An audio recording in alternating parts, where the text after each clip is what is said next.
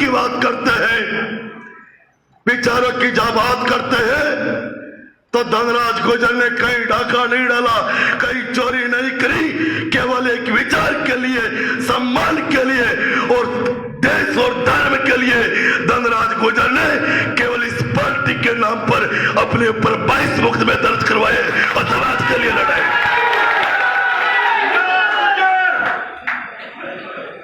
जब पार्टी की हमारे नेताओं ने बात कही है और आज इतिहास उठाकर देखे, जब भी विधानसभा का चुनाव हो चाहे लोकसभा का चुनाव हो, जब से लोकतंत्र के अंदर इस 70 साल के अंदर हमारी परंपरा वोट डालने की आई, जनसंघ से लगाकर आज तक का इतिहास उठाकर देख लेना, भारतीय जनता पार्टी और जनसंघ के गुलाबपुरा के अंदर सर्वाधिक मतों से गुलाबपुरा शहर से जीत कर गए हैं नेता।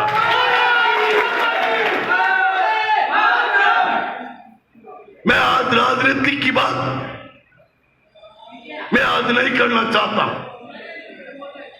आज स्वतंत्रता दिवस और आज जो हम कुर्ते पजामे पहनकर गाड़ियों में बैठकर और जो माइक के ऊपर भाषण दे रहे हैं, ये हमारी कुब्बत नहीं है और ना हमने कोई संघर्ष किया है।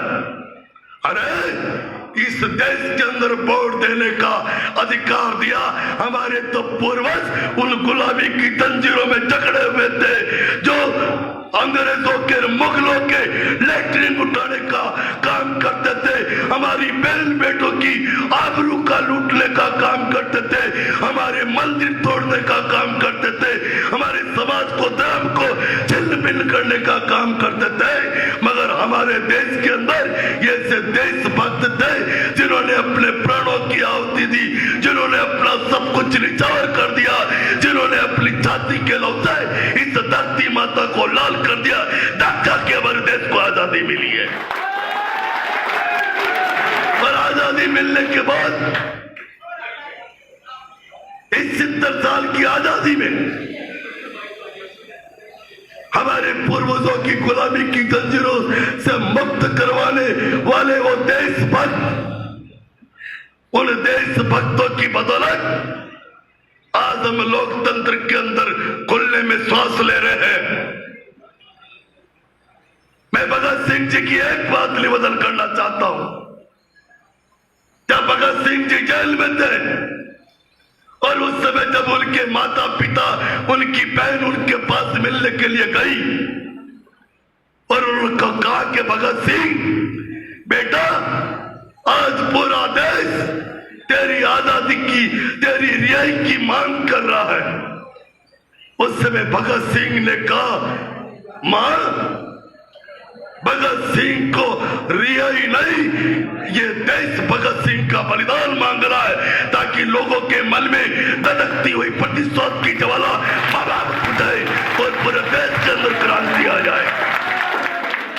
और वो क्रांति आई, उस क्रांति के कारण ही हम आजाद हुए।